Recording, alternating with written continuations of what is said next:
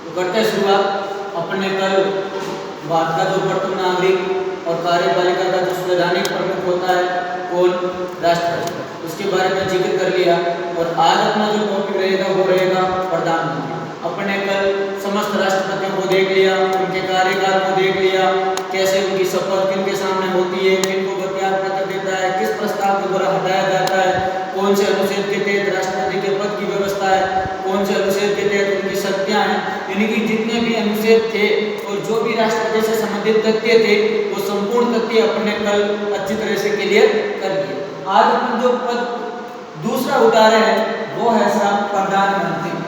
यानी कि आज अपन किसके बारे में जिक्र करेंगे, प्रधानमंत्री के बारे में। ठीक है, तो सबसे पहले तो ये देखो कि भारत की जो व्यवस्था है, जो भारतीय कार्यपालिका है वो संसदीय है, अध्यक्षात्मक नहीं है। यानी कि भारतीय जो शासन व्यवस्था है वो कैसी है, संसदीय शासन प्रणाली। कैसी है, संसदीय शासन प्रणाली। और आपको ये पता भी होगा कि भारत ने संसदीय शासन प्रणाली को अपने संविधान में ब्रिटेन अर्थात इंग्लैंड से ग्रहण किया। और संसदीय शासन प्रणाली के तहत भारतीय जो कार्यपालिका है वो दो प्रकार की है सर। कितनी प्रकार की है, दो। एक तो है नाम मात्र की, एक तो कैसी है, नाम मात्र की, और दूसरी कौन सी है, वास्तविक। यानी कि अपन ने कल जो पढ़ा था राष्ट्रपति, वो भारतीय कार्यपालिका का नाम मात्र मुखिया होता है, जबकि कार्यपालिका की समस्त शक्तियों का वास्तविक प्रयोग कौन करता है, प्रधानमंत्री। ठीक है, तो वास्तविक कार्यपालिका का कार्य संचालन करने वाला कौन होता है, प्रधानमंत्री। और नाम मात्र की शक्ति किसके पास होती है साहब, राष्ट्रपति के पास। ब्रिटेन में भी दोहरी कार्य प्रणाली है, जबकि ब्रिटेन में राष्ट्रपति के पद की जगह किस पद की व्यवस्था की गई है, सम्राट। ठीक है, तो ब्रिटेन में तो क्या होता है, राष्ट्रपति की तरह सम्राट होता है, जबकि भारत में उस पद को क्या कहा जाता है, राष्ट्रपति। अनुच्छेद 52 के तहत व्यवस्था की गई। और अब आज अपन जो बात करेंगे वो भारतीय कार्यपालिका के वास्तविक प्रधान अर्थात किसकी बात करेंगे, प्रधानमंत्री। तो देखिए अपन टॉपिक उतारे हैं किसको, प्रधानमंत्री।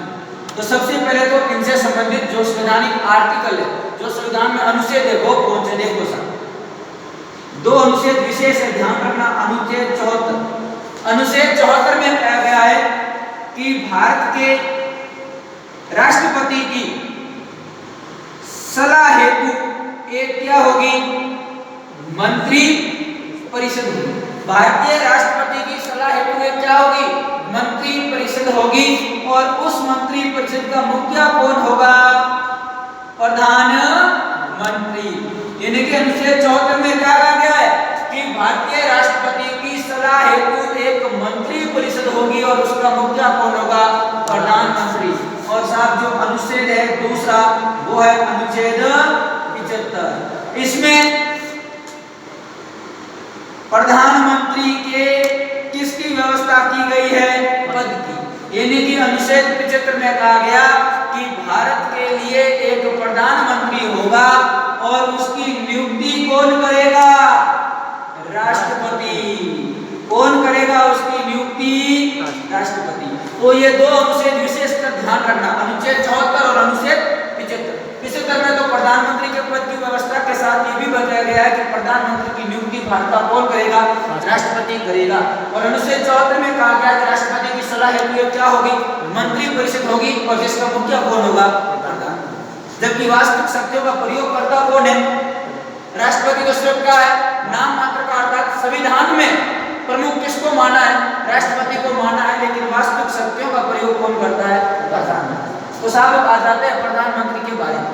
तो सबसे पहले तो देखते हैं प्रधानमंत्री के लिए क्या होनी चाहिए, योग्यता। जब योग्यता होगी तो उसके बाद में इसकी क्या होगी साहब, नियुक्ति। क्लियर, नियुक्ति होगी तो उसके बाद में क्या होगा, शपथ। शपथ के बाद इसका क्या शुरू हो जाएगा, कार्यकाल।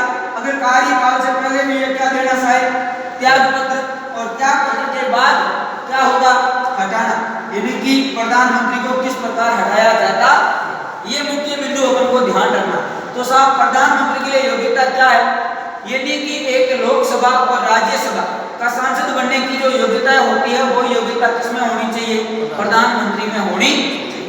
अर्थात पहली बात तो वो भारत का क्या होना चाहिए? नागरिक। दूसरी बात कि प्रधानमंत्री जो है उसकी न्यूनतम आयु 25 वर्ष होनी चाहिए। क्यों? अगर वो लोकसभा से है, प्रधानमंत्री लोकसभा या राज्यसभा किसी सदन का बन सकता है, तो लोकसभा से बन रहा है तो उम्र कितनी होनी चाहिए? 25 वर्ष। और राज्यसभा से बन रहा है तो उम्र कितनी होनी चाहिए? 30 वर्ष। क्योंकि राज्यसभा के लिए उम्र की व्यवस्था है 30 वर्ष और लोकसभा के लिए उम्र की व्यवस्था है 25 वर्ष। अगर आपको एग्जाम में ये क्वेश्चन पूछ लिया जाए प्रधानमंत्री उम्मीदवार है तो न्यूनतम आयु होनी चाहिए 25 वर्ष, कितने लिखोगे? 25। और अधिकतम पूछ ले तो अधिकतम आयु का कोई प्रावधान नहीं है। अगर ये पूछ ले कि एक प्रधानमंत्री कितनी बार प्रधानमंत्री बन सकता है तो इसका भी कोई निश्चित प्रावधान नहीं। यानी कि प्रधानमंत्री कितनी भी बार बन सकता है जब तक कि उसके पास बहुमत है। बहुमत रहेगा तब तक वो कितनी बार भी कितनी लॉन्ग टाइम भी क्या बना रह सकता है? प्रधानमंत्री रह सकता है। तो योग्यता समझ में आ गई। वह भारत का क्या होना चाहिए? नागरिक। सरकारी पद पे नहीं होना चाहिए। बाकी लोकसभा और राज्यसभा के सांसद की जो योग्यता है, जैसे वो भारत का नागरिक हो, उम्र 25 या 30 वर्ष होनी चाहिए, सरकार के किसी लाभ के पद पर कार्यरत न हो और न्यायालय द्वारा दिवालिया या पागल घोषित नहीं किया गया, ऐसे व्यक्ति को ही राष्ट्रपति है क्या करेगा? उसकी नियुक्ति। अर्थात बात समझ में आ गई। प्रधानमंत्री की नियुक्ति कौन करेगा? राष्ट्रपति। अब बताओ साहब प्रधानमंत्री का चुनाव कैसे होगा? यानी कि प्रधानमंत्री का चुनाव जनता द्वारा नहीं होता। प्रधानमंत्री अगर लोकसभा का है तो पहले उसको सांसद के रूप में चुनाव लड़ना पड़ता है।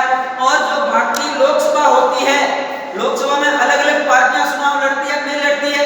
तो जिस पार्टी को लोकसभा में बहुमत मिलता है उस बहुमत दल के एक व्यक्ति को राष्ट्रपति प्रधानमंत्री के पद पर क्या करता है साहब? नियुक्त करता है। यानी कि मान लो यह है लोकसभा और यह है राज्यसभा। क्लियर? अब लोकसभा में टोटल सदस्य 545 और यहाँ कितने हैं? 245। राज्यसभा का फिलहाल कोई महत्व नहीं। प्रधानमंत्री राज्यसभा का भी सदस्य हो सकता है तो भी बन सकता है, लोकसभा का सदस्य है तो भी बन सकता है, लेकिन बहुमत किसमें होगा? तो 545 में से 2 तो माइनस कर दो क्योंकि एंग्लो इंडियन मनोनीत होते हैं। पीछे कितने रहे साहब? 543। उसका बहुमत निकालने का सूत्र होता है, यानी कि जिस पार्टी को बहुमत मिलेगा उसी पार्टी के एक व्यक्ति को या वो पार्टी जिस व्यक्ति को नामित करेगी उस व्यक्ति को राष्ट्रपति प्रधानमंत्री के पद पर क्या करेगा? नियुक्त करने से पहले वह लोकसभा या राज्यसभा का क्या होना चाहिए? सदस्य होना चाहिए। या यह भी प्रावधान किया गया है कि वह राज्यसभा या लोकसभा का सदस्य उस समय नहीं है तो 6 माह के अंदर अंदर उन्हें किसी एक सदन की क्या लेनी पड़ेगी? सदस्यता, चाहे वो लोकसभा से लो चाहे वो राज्यसभा। अगर 6 माह तक किसी सदन की सदस्यता नहीं ले सका तो फिर उसको राष्ट्रपति प्रधानमंत्री के पद से क्या कर देगा? हटा देगा। आगे बात समझ में? शपथ, तो शपथ भी किसके सामने लेगा? राष्ट्रपति। नियुक्ति भी कौन करता है? राष्ट्रपति। शपथ भी किसके सामने? राष्ट्रपति। कार्यकाल वैसे देखा जाए तो होता है 5 वर्ष, लेकिन इसके साथ एक शर्त ये भी है कि राष्ट्रपति के प्रसाद पर्यंत। इसका कहने का मतलब यह है कि जब तक लोकसभा में प्रधानमंत्री को बहुमत प्राप्त है तब तक वो प्रधानमंत्री रह सकता है और जिस दिन बहुमत हट गया तब राष्ट्रपति उसको प्रधानमंत्री के पद से क्या कर देगा? हटा देगा। ये नहीं कि 5 साल, क्योंकि कई बार होती है सरकारें 3 प्रकार की होती है, स्पष्ट सरकार, गठबंधन सरकार और करिश्माई सरकार। स्पष्ट सरकार का मतलब है कि जिस दल को अकेले दल को पूर्ण बहुमत मिल जाता है वो तो स्पष्ट सरकार होती है, वो पूरा 5 साल कार्यकाल कर लेती है। गठबंधन सरकार का मतलब होता है जब एक दल को बहुमत का आंकड़ा नहीं मिलता है तो दूसरे दलों को साथ मिलाकर के बहुमत का आंकड़ा प्राप्त किया जाता है। और ऐसी सरकार का स्थायी रहना कोई जरूरी नहीं होता, क्योंकि वो दल कभी भी वापस हट गया तो बहुमत टूटेगा, नहीं टूटेगा तो प्रधानमंत्री को हटना पड़ेगा। ठीक है। और तीसरा होता है करिश्माई, यानी कि जब ना तो सरकार स्पष्ट बनती है ना गठबंधन बनती है तो राष्ट्रपति किसी एक ऐसे व्यक्ति को नामित करता है कि वो पूरी लोकसभा के अंतर्गत बहुमत प्राप्त करे। और करिश्माई नेतृत्व के तहत एक बार मौका दिया गया था किसको? अटल बिहारी वाजपेयी। ठीक है, लेकिन वो 13 दिन ही सरकार चला सके थे और सबसे छोटा कार्यकाल भी उनका माना जाता है। क्लियर? कोई समस्या किसी प्रकार की? बिल्कुल भी नहीं। तो हो गया कार्यकाल 5 वर्ष और तब तक बहुमत है, तब तक ही वो रह सकता है। बहुमत नहीं रहा तो फिर उसको पद से हटना पड़ेगा। अब साहब त्याग पत्र नियुक्ति कौन करता है? शपथ किसके सामने लेता है? तो अपने 5 साल से पहले वो त्याग पत्र भी किसको देगा? राष्ट्रपति को। ठीक है, तीनों ही बात। अगर पूछ ले प्रधानमंत्री की नियुक्ति कौन करता है? प्रधानमंत्री शपथ किसके सामने लेता है? और प्रधानमंत्री त्याग पत्र भी किसके सामने लेता है? राष्ट्रपति के सामने। अब ऐसा हटाना, यदि कि अपन ने कल पढ़ा था राष्ट्रपति, तो राष्ट्रपति को हटाने की प्रक्रिया को कहते हैं महाभियोग। ठीक है, जबकि प्रधानमंत्री को जो हटाने का प्रस्ताव होता है साहब, वो होता है अविश्वास प्रस्ताव। यानी कि लोकसभा में अविश्वास प्रस्ताव पास हो गया बहुमत से, राज्यसभा में अविश्वास प्रस्ताव बहुमत से पास हो गया, तो फिर प्रधानमंत्री को अपने पद से हटना पड़ेगा। क्लियर? कोई समस्या? चौथा में क्या कहा गया है कि राष्ट्रपति की सलाह के लिए मंत्री परिषद होगी, उसका मुखिया कौन होगा? प्रधानमंत्री। अनुच्छेद 75 में प्रधानमंत्री के पद की व्यवस्था करते हुए ये कहा कि भारत के लिए प्रधानमंत्री होगा और उसकी नियुक्ति कौन करेगा? ठीक है साहब, नियुक्ति राष्ट्रपति करता है। उस समय प्रधानमंत्री को लोकसभा या राज्यसभा का सदस्य होना जरूरी है। अगर नहीं है तो कितने माह के अंदर अंदर सदस्यता लेनी पड़ेगी? 6 माह के अंदर। 6 माह तक नहीं ली तो फिर उसको अपने पद से हटा दिया जाएगा। साहब शपथ किसके सामने? कार्यकाल। लेकिन उससे पहले बहुमत टूट गया तो क्या रहेगा? नहीं। त्याग पत्र किसको देगा? और हटाया किस प्रस्ताव से जाता है? जो लोकसभा और राज्यसभा में बहुमत से पास होना जरूरी है।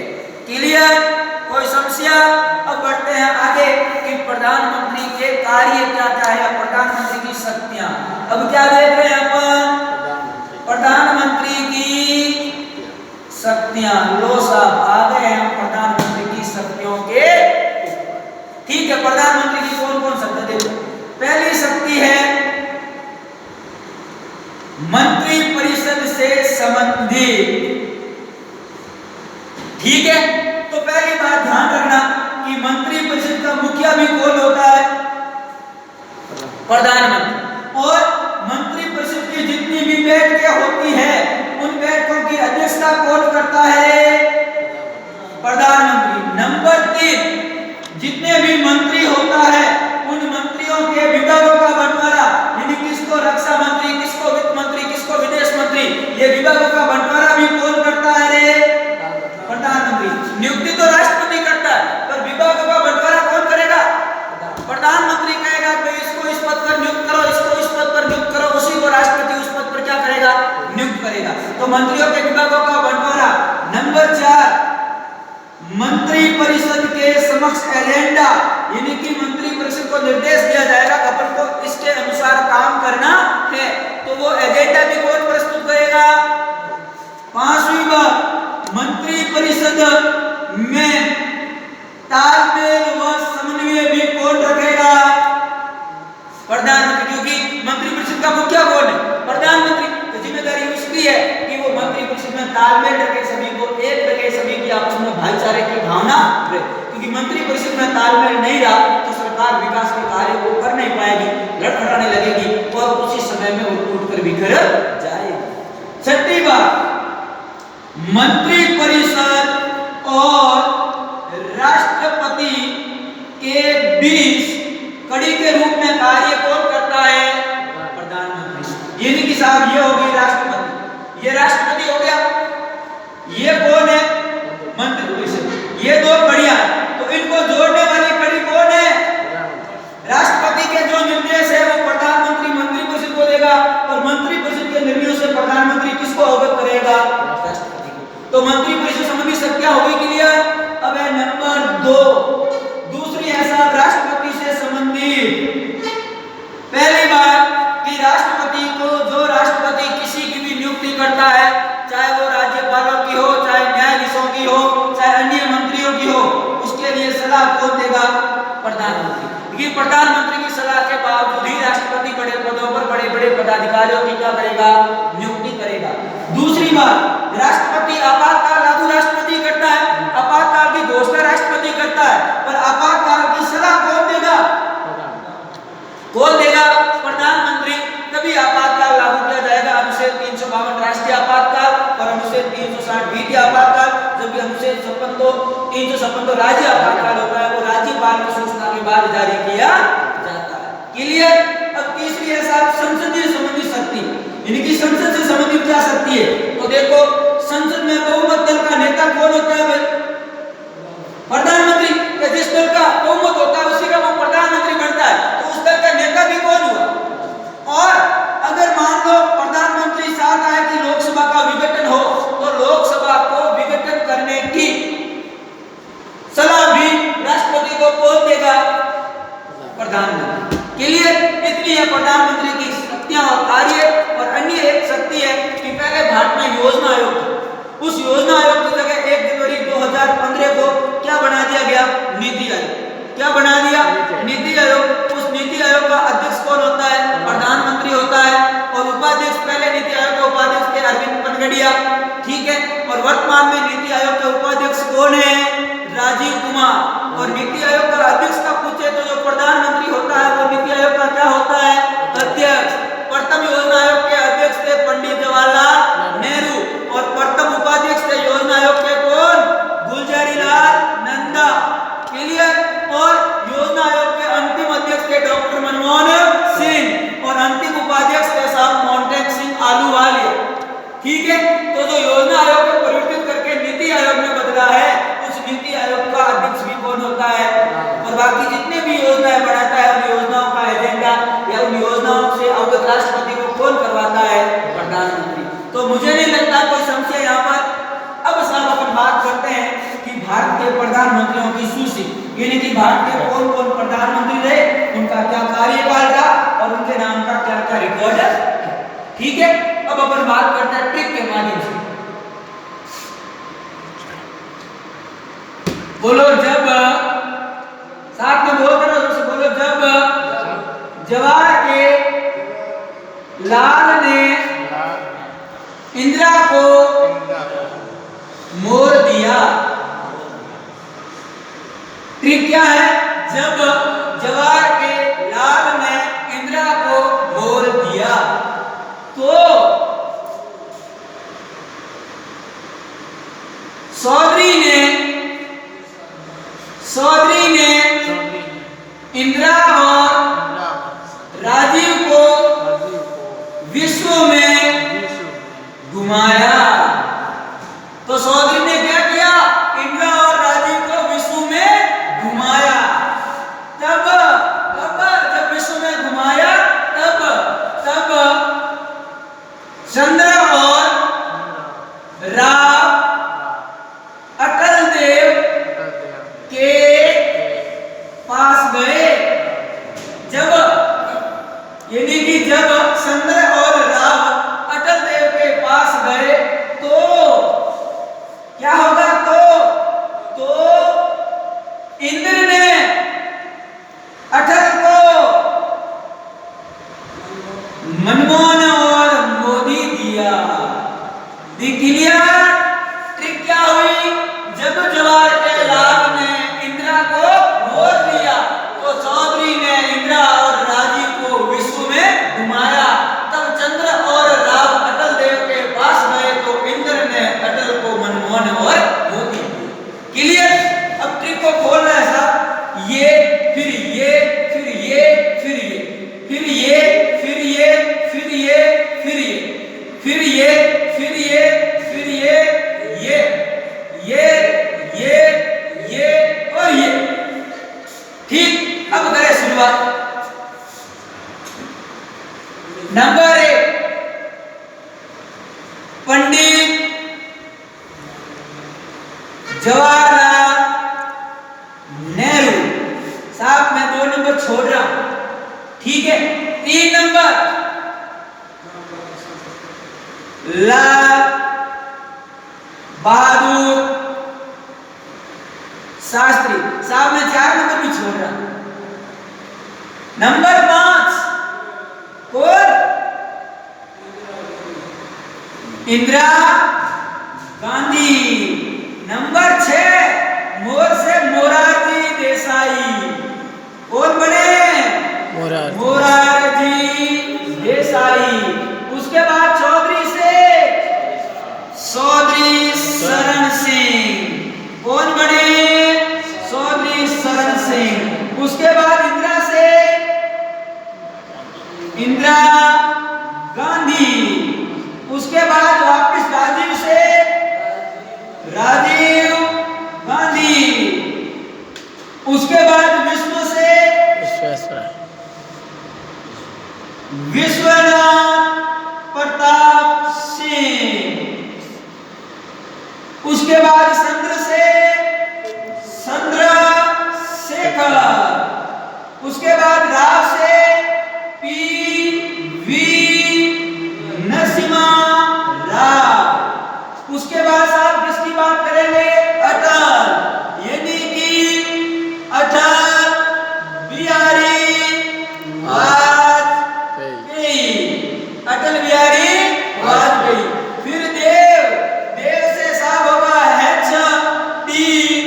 देव गौड़ा। उसके बाद फिर कौन आ गया? इंद्र कुमार गुजराल। कौन बना? इंद्र कुमार गुजराल। फिर अटल से अटल बिहारी वाजपेयी। फिर और बड़ा कौन? अटल बिहारी वाजपेयी। और फिर सब क्या दिया? मनमोहन, यानी कि डॉक्टर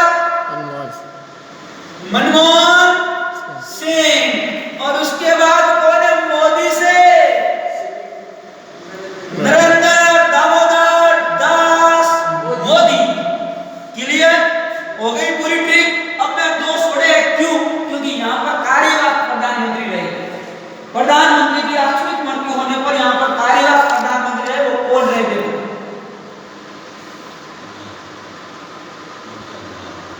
गुलजारी लाल नंदा। यहाँ पर भी कौन रहे? गुलजारी लाल नंदा। साहब अब बात करते हैं 1947 से लेकर के 1964 तक। क्लियर? कौन रहे? अब देखो 27 क्या है? 27 मई 64 से लेकर के 9 जून 1964 तक ये कुछ समय के लिए कार्यरत रहे। ठीक है। फिर कौन बने? लाल बहादुर शास्त्री, जो 1964 से लेकर 1966। अब इनकी हो गई मृत्यु, तो फिर वापस कार्यरत कौन बना? गुलजारी लाल। कब बना? 11 जनवरी 66 से लेकर के 22 जनवरी 66 तक। उसके बाद बनी है इंदिरा गांधी। तो साहब ये है 1966 से लेकर 1977। फिर 1977 से लेकर के 1979। फिर साहब 1979 से लेकर 1980। फिर 1980 से 1984। फिर साहब 1984 से 1989। फिर 1989 से 1990। फिर 1991 से 1990 से 1991। फिर 1991 से 1996। अब अटल बिहारी वाजपेयी बहुत कम समय के लिए रहेंगे। कैसे देखो 16 मई। कब? 16 मई 96 से फिर वापस 1 जून 1996। देवगौड़ा 96 से 97। 97 से 91। फिर साहब अटल बिहारी वाजपेयी 91 से 99। फिर 99 से 2004। फिर 2004 से 2014। और फिर 2017 से और कर दो भविष्यवाणी कि आजीवन यानी कि 2026 से मुझे तो जन बहुमत के हिसाब से ऐसे लग रहा है कि आजीवन कौन रहने वाले हैं, नरेंद्र मोदी, क्योंकि उनका व्यक्तित्व और कार्य भी बताता है। अब साहब रिकॉर्ड देख लेते नाम, ये बने थे भारत के कैसे प्रधानमंत्री, प्रथम। दूसरी बात, सबसे लंबा कार्यकाल किनका था, पंडित जवाहरलाल नेहरू का। और तीसरी बात, चीन का जो आक्रमण हुआ था वो किनके समय हुआ, जवाहरलाल नेहरू के समय। चौथी बात, भारत में प्रथम बार जो राष्ट्रीय आपातकाल लागू हुआ था उस समय प्रधानमंत्री कौन थे, जवाहरलाल नेहरू। और अगली बात है कि इनकी पद पर क्या हो गई साहब, मृत्यु। मृत्यु कैसे हो गई, पद पर इनकी होगी मृत्यु। तो ये बने थे प्रथम कार्यवाहक। प्रथम कार्यवाहक प्रधानमंत्री कौन बने, गुलजारीलाल नंदा। फिर बने लाल बहादुर शास्त्री। तो साहब ये ध्यान रखना, इनका क्या हुआ था, ये भारत के एकमात्र ऐसे प्रधानमंत्री हैं जिनकी मृत्यु कहाँ हुई थी, विदेश। साहब भारत और पाकिस्तान का 1965 में आक्रमण हुआ, उस समय कौन थे पीएम, भारत को जीत भी दिलाई थी। और फिर रूस की मध्यस्थता से भारत और पाकिस्तान के बीच समझौता हो रहा था, और वो समझौते का स्थान था ताशकंद, जो उज्बेकिस्तान की राजधानी है। वहां पर पाकिस्तान के पीएम अयूब खान और भारत के पीएम लाल बहादुर शास्त्री के बीच में रूस ने समझौता करवाया। उसकी मौत का कारण रहस्य में है। कोई कहता है हृदय गति रुकने से अकस्मात मृत्यु हो गई, और कोई कहता है कि लाल बहादुर शास्त्री इस बात को सहन नहीं कर पाए कि मेरी सेना ने जितनी जमीन प्राप्त की है पाकिस्तान की, वो मैं एक 4 कोनों की टेबल पर हस्ताक्षर करके वापस किसको दे रहा हूँ, पाकिस्तान को दे रहा हूँ, तो मैं सेना को मुंह कैसे दिखाऊंगा, इतना अपमान सहन नहीं कर सके। और हार्ट अटैक की वजह से 11 जनवरी 1966 को ताशकंद में ही लाल बहादुर शास्त्री की क्या हो जाती है, मृत्यु। तो विदेश में इनकी क्या होगी, मृत्यु हुई। एकमात्र प्रधानमंत्री जिनकी विदेश में मृत्यु हुई कौन थे, लाल बहादुर शास्त्री। और साहब उनके नाम का क्या रिकॉर्ड है, और इनके समय भारत पाक क्या हुआ था, आक्रमण। फिर गुलजारीलाल नंदा साहब ये क्या बन गए, दूसरे कार्यवाहक। फिर इंदिरा गांधी, तो साहब प्रथम महिला प्रधानमंत्री कौन बनी, इंदिरा गांधी। और इसके समय आपातकाल कितनी बार लागू हुआ रे, 2 बार। एक बार तो भारत पाकिस्तान आक्रमण हुआ था बांग्लादेश को आजाद कराने को लेकर 1971 में, तब। और एक बार 1975 में खुद ने आंतरिक और शांति का आधार पर लगाया। इसने बैंकों का राष्ट्रीयकरण भी किया था और पुरुष नसबंदी जैसे कार्य भी किए। इनकी वजह से फिर इनको हार का मुंह देखना पड़ा था। तो प्रथम महिला प्रधानमंत्री कौन रही, इंदिरा गांधी। फिर कौन बने साहब, मोरारजी देसाई। ध्यान रखना, प्रथम गैर कांग्रेसी। अभी तक तो सब कांग्रेसी थे, लेकिन ये जनता दल के थे, 5 दलों ने मिलकर के मोरारजी देसाई बने। और सबसे बुजुर्ग प्रधानमंत्री भी कौन बने, और प्रधानमंत्री के पद से त्याग पत्र देने वाले प्रथम प्रधानमंत्री कौन थे, मोरारजी देसाई। इन्होंने अपने पद से क्या दे दिया, त्याग पत्र। तो बाद में कौन बने साहब, चौधरी चरण सिंह। इनके नाम का रिकॉर्ड है कि ये एक बार भी संसद में नहीं गए। ऐसे प्रधानमंत्री जो एक बार भी लोकसभा या संसद में नहीं गए वो कौन थे, चौधरी चरण सिंह। उसके बाद में कौन बनी, इंदिरा गांधी। तो इस समय इसने सिखों के ऊपर खलिस्तान की मांग को लेकर के कौन सा ऑपरेशन चलाया, ऑपरेशन ब्लू स्टार। और उसी के तहत इनके जो सिख संरक्षक थे, बॉडीगार्ड, सुरक्षा गार्ड, उन्होंने 30 अक्टूबर 1984 को इंदिरा को क्या कर लिया, मार दिया। ठीक है, क्लियर। और उसके बाद में कौन बने, राजीव गांधी। तो इसके नाम का रिकॉर्ड है सबसे युवा प्रधानमंत्री। फिर कौन बने साहब,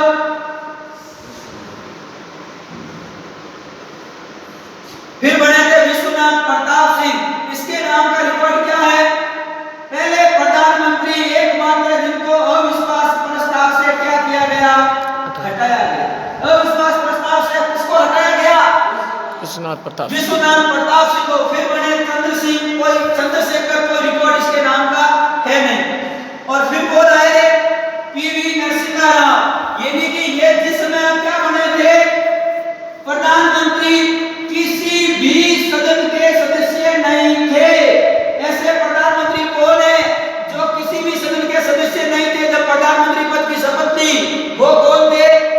नरसिम्हा फिर बने थे अटल बिहारी वाजपेयी। तो सबसे छोटे कार्यकाल का रिकॉर्ड किनके नाम है और सबसे बड़ा और सबसे कम अटल बिहारी वाजपेयी। ठीक है। और उसके बाद में एसटी देवेगौड़ा, ये प्रधानमंत्री ऐसे प्रधानमंत्री है जो प्रधानमंत्री बनने से पहले किसके सदस्य थे? विधानसभा, इनकी विधायक थे। ठीक है। फिर इनको सदस्यता दिलाई गई राज्यसभा में। और फिर इंद्र कुमार, गुजरात, कोई रिकॉर्ड है नहीं। अटल बिहारी वाजपेयी 1 साल के लिए रहे, फिर बहुमत हासिल हुआ नहीं। फिर अटल बिहारी वाजपेयी ने पूरा कार्यकाल किया और प्रधानमंत्री ग्रामोदय सड़क योजना की शुरुआत भी दिसंबर 2000 में किसने की थी? अटल बिहारी वाजपेयी ने। इसीलिए आज गांव की आधुनिकता है। प्रत्येक गांव को सड़क से सड़क जोड़ने, प्रत्येक गांव को सड़कों से जोड़ने का या प्रत्येक गांव को शहर तक सड़कों से जोड़ने का जो योजना चलाई थी प्रधानमंत्री सड़क योजना, वो किसने चलाई रे? अटल बिहारी वाजपेयी साहब। उसके बाद कौन बने? डॉक्टर मनमोहन सिंह। तो प्रथम सिख प्रधानमंत्री। और इससे पहले एक बार RBI reserve bank of India के गवर्नर भी रह चुके थे। और फिर कौन बने? नरेंद्र मोदी, जो प्रधानमंत्री बनने से पहले गुजरात के क्या थे? मुख्यमंत्री। तो इनके नाम का रिकॉर्ड हो गया, कोई समस्या? अब ऐसे प्रधानमंत्री कितने हैं जिनकी पद पर मृत्यु हुई? एक बाप, एक बेटी, एक सास। समझ में आ गया?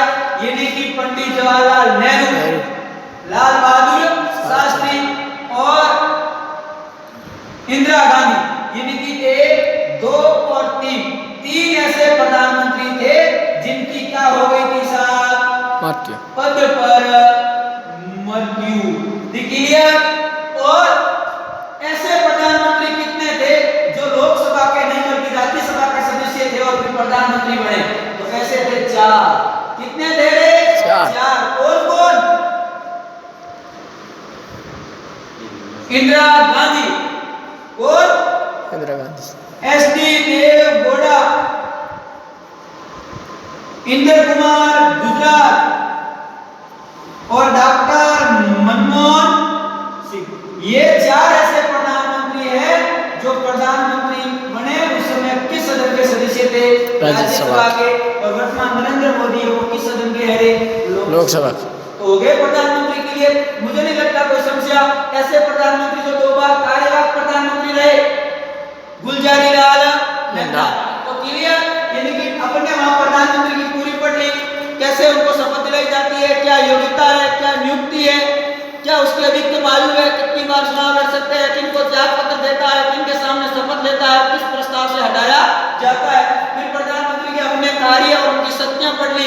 और अब देख लिए पूरे भारत के वर्तमान तक प्रधानमंत्री क्या? बोलो मेरे साथ, जब जवाहरलाल ने, बोलो एक साथ, जब जवाहरलाल ने इंदिरा को मोड़ दिया, तो चौधरी ने इंदिरा और राजीव को विश्व में घुमाया। तब चंद्र और राव अटल देव के पास गए। तो इंद्र ने अटल को मनमोहन और मोदी। ठीक है।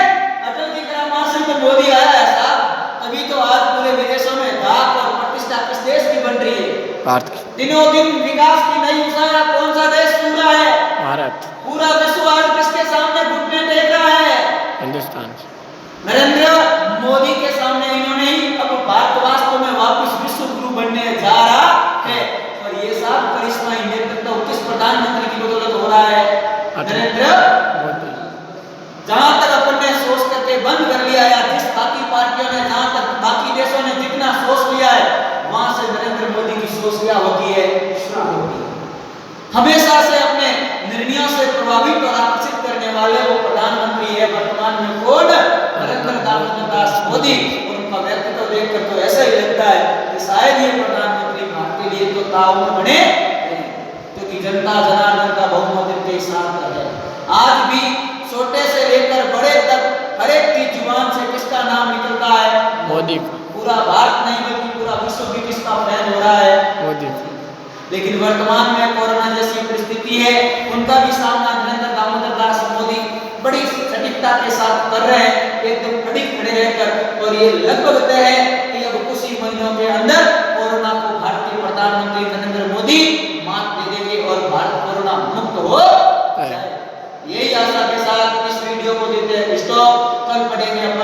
राष्ट्रपति। फिर पढ़ेंगे कि भारत में क्या उप प्रधानमंत्री के पद की व्यवस्था है, संविधान में नहीं साहब। 7 उप प्रधानमंत्री बने जरूर है। पहले उप प्रधानमंत्री भारत के कौन बने थे, सरदार वल्लभ भाई पटेल, और अंतिम बने थे लाल कृष्ण आडवाणी। अटल बिहारी वाजपेयी के समय उनका संविधान में कोई प्रावधान नहीं है, पर जो 7 बने हैं उनके बारे में भी अच्छी तरह से जिक्र करेंगे, और जो उपराष्ट्रपति है उनके बारे में भी कोई जिक्र करेंगे। अब मुझे नहीं लगता कि प्रधानमंत्री से संबंधित कोई क्वेश्चन आपका बाहर जाएगा। क्लियर बातें आपको सोचनी है, आपको देखनी है, अच्छी तरह से फायदा आपको